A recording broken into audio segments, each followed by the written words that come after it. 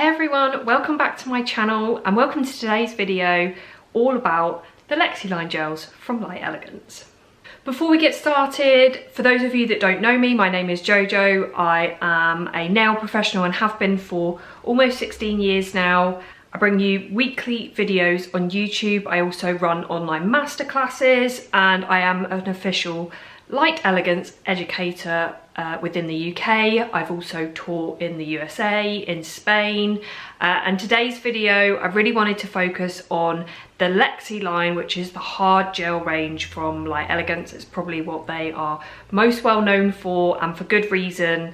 I get a lot of messages and I also see things in groups as well where people get confused about the different gels that are available, whether they're supposed to use one for a certain thing, and I totally get it because the range is quite vast compared to a lot of other gel systems, and I am here today to break down the Lexy line for you so that you understand the differences between them and whether you need to use one for a certain thing or not.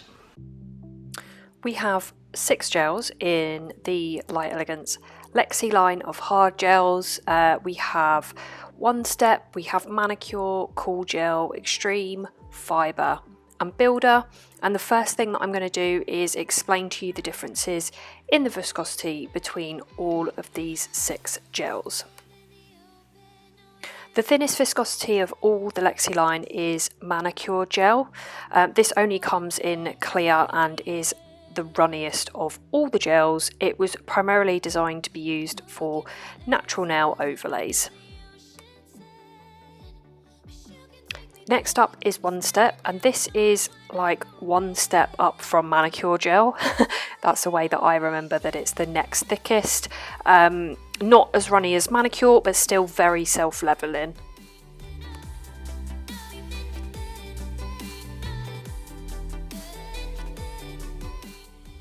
Following on from that, we have Cool Gel.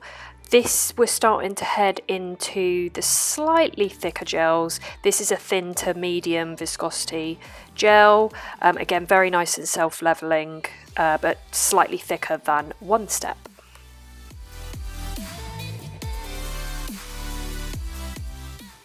Now we go into the real medium viscosity gels. So here we have Extreme. This definitely holds its shape a lot more than Cool Gel. Isn't a self-leveling, but is also good for those of you in hotter climates that want a gel that self-levels, because this will hold its shape much better than the thinner viscosities if you are somewhere that's warm. Then we have Fibre Gel. Now, Fibre Gel and Extreme, I would say viscosity wise, they are fairly similar. This looks a little bit cloudy in the picture because Fibre Gel has fiberglass pieces in it, and so it does give that slightly cloudy effect, but this is the clear Fibre Gel.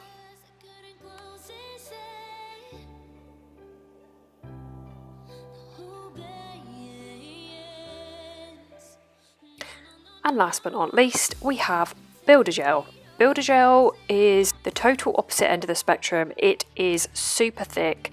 It does not move unless you move it. I can hold the pot upside down for the next month. It is not going anywhere. To recap the viscosity, so from thinnest to thickest, we have Manicure Gel, One Step, Cool Gel, Extreme, Fibre and Builder.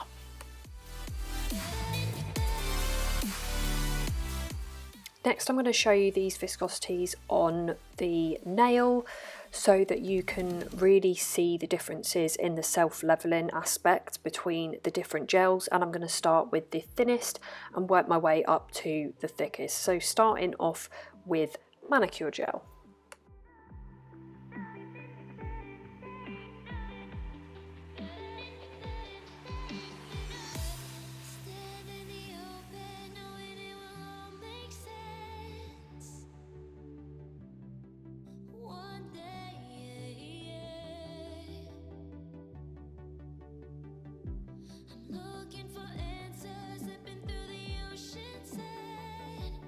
You can take me back. You're standing there with Next is One Step, and I'm using the Ideal Pink shade of One Step here, just so that you can see the self-leveling a little bit more easily. One Step self-levels beautifully, is my personal favourite for overlays and infills, especially when I use my no-file technique. If you don't know what I'm talking about, I have an online masterclass all about my no-file technique. I'll leave it linked in the description box below.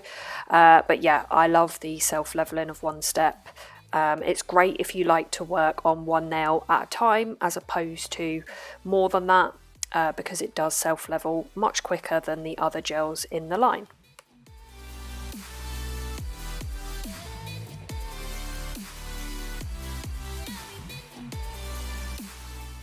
Here we have Cool Gel, and this one is in Natural Pink, again just so that you can see it a little bit more easily than the clear. I really enjoy Cool Gel for full sets, so when I'm building the structure and strength on a new set of nails, also overlays and infills in the summer when it's a little bit warmer, because Cool Gel is a tiny bit thicker and therefore holds the shape a little bit easier when it is a warmer temperature.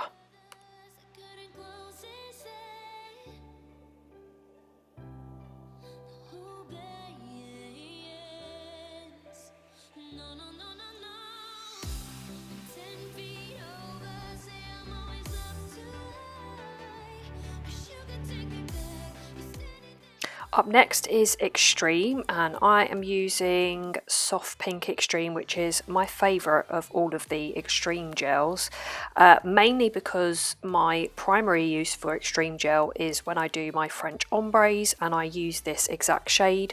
Other than that, Extreme for me would be something that I would probably use more in the summer, because again, it's got more of that thicker consistency. It's thicker again than Cool Gel, so I would use this in the summer for full sets of nails and for my French ombres all year round.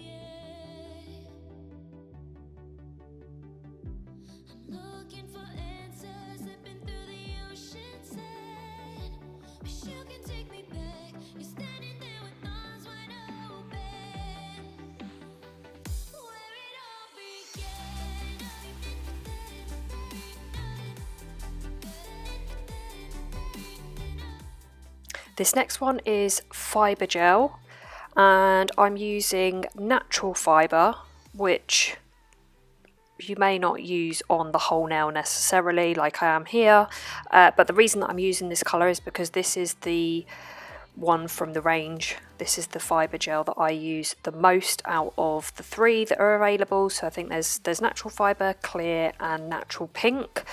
But I, to be honest, really use fibre gel purely for sculpting the free edge. And so therefore I use natural more than any of the others, because it gives that natural nail look to the free edge. And the reason that I use this really for sculpting is because it does have those fiberglass pieces, so it makes it super strong. And I find that on some clients it can be a little bit too hard on their nail because it does have those really strong fiberglass in there. So yeah, I don't tend to really use it as I'm doing in the video here for the structure. I generally like to use fibre for the free edge, but doesn't mean you can't use it for structure. Everyone has their preferences. It's just that that's the way that I find it works best for me. And lastly, we have Builder Gel, which, if you remember from the pot shot that I showed you, Builder Gel does not move, so it doesn't self-level in the way that the other 5 do on the nail. You can still use it as a thin base layer, and I'll come on to this when I talk about flexibilities, but I actually really like Builder Gel for this. But you'll see that when I apply the dollop of gel, that it does not move. It's not going to go anywhere. And so for Builder Gel, we do have to use our brush to frost, and I kind of explain it like I'm kind of massaging the very surface with really light feather movements over the surface of the nail to spread the builder gel across the surface. For me, I prefer using builder gel for reverse French because of the fact that it holds its shape so well. I'm using baby pink builder here, but if I'm using it for reverse French, I will generally use Ideal Pink because I find it's most flattering on most skin types.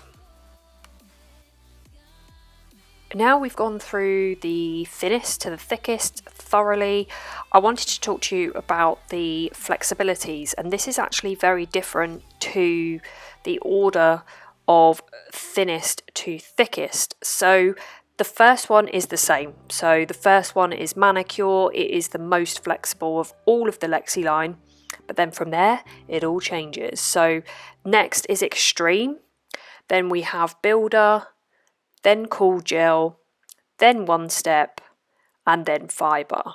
So Fibre is the strongest with those fiberglass pieces. Manicure is the most flexible. Extreme is fairly flexible, as is Builder Gel, and then Cool Gel and One Step are a little bit harder. So it just goes to show that just because a gel is thicker, it doesn't necessarily mean that it's stronger than a runny viscosity. And you remember that I mentioned about Builder that I do actually quite like using this as a base gel.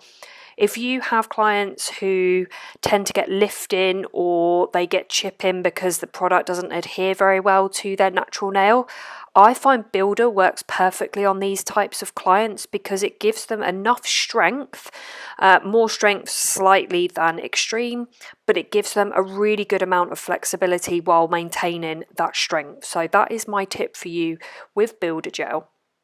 But essentially, you can use whichever gel you like, and that gel is going to suit probably 90% of the clients that you see. But it's worth knowing this order of the different gels so that if you do have problem clients, you have the option of being able to switch base layers, for instance. And my general rule of thumb with tweaking the layers in an enhancement on a client is if they get problems with lifting, then maybe the gel on their nails is a little bit too hard for them and they need something a little bit more flexible. And if they find that they get breakages, then maybe they need a gel that is a little bit stronger than what they have.